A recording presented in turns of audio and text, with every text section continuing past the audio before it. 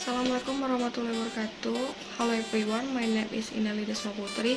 I'm a student of Institut Agama Islam Muhammad Azim Jambi from program Study Ekonomi Syariah. Today, this is video I will to explain about past tense. Dimana past tense itu terbagi menjadi 4, yaitu yang pertama simple past tense, yang kedua past continuous tense, yang ketiga past perfect tense, and the last past perfect continuous tense. The first, I will to explain simple past tense. Simple past tense adalah kebalikan dari simple present tense, yang mana fungsi untuk menjabarkan suatu kejadian yang telah terjadi di masa lampau. Nah, ciri-ciri dari simple past tense ini yaitu subject plus verb to atau kata kerja kedua. Nah, di setiap simple past tense, past continuous tense, past perfect tense, atau past continuous tense itu kita harus kenal penanda waktunya. Nah, untuk yang pertama saya jelaskan tentang simple past tense, penanda waktunya itu seperti yesterday, last Thursday, atau last night. Nah, untuk menyusun kalimatnya ini kita harus tahu polanya dulu. Nah, yaitu kita akan menyusun kalimat positif, negatif, dan interrogatif. Example, kata positifnya, kalimat positifnya. Last year, he always work until night. Nah, untuk kata kerjanya di sini yaitu work.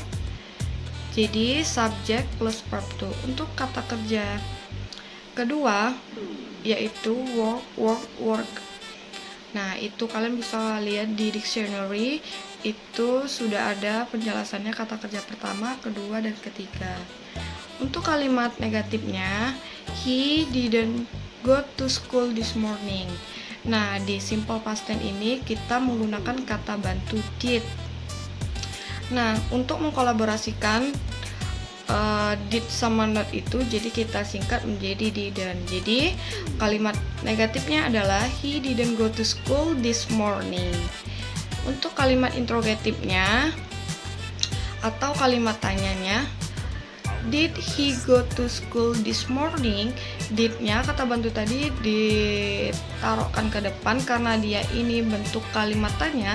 Jadi, did he go to school this morning? Kembali ke kata kerja pertama. Nah, untuk kata kerja kedua ini hanya berlaku untuk kalimat positif.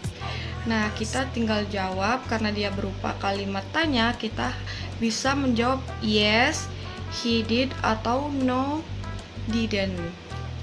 The second, past continuous tense. Past continuous tense adalah menjelaskan suatu kejadian atau tindakan yang sedang terjadi pada waktu tertentu di masa lalu. Nah, ciri-cirinya yaitu subject plus was atau were plus verb plus ing.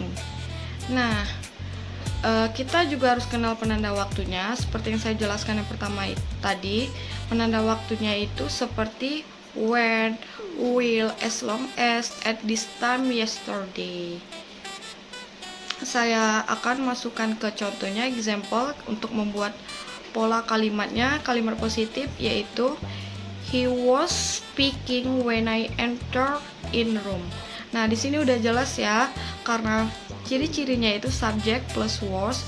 Nah, untuk kata kerjanya ini speak plus ing. Nah, untuk subjek ketiga tunggal seperti she, he, it, kita menggunakan was. Yang I, you, we, they itu kita menggunakan were. Nah, di sini udah jelas, he was speaking when I entered in room. Kata kerja verb plus ing-nya itu yaitu speaking. Kata kerjanya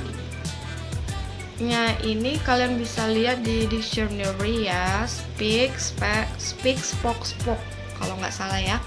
Nah, untuk membuat kalimat negatifnya, nah sama seperti yang pertama simple past tense tadi, kita tinggal menggunakan not.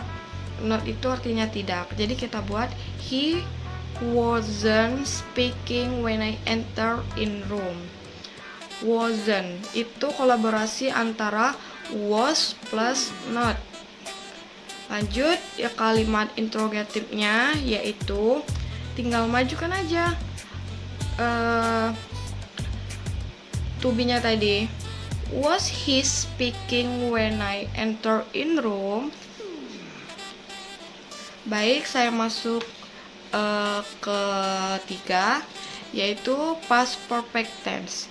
Past perfect tense adalah untuk menunjukkan suatu kejadian yang terjadi sebelum waktu tertentu di masa lampau.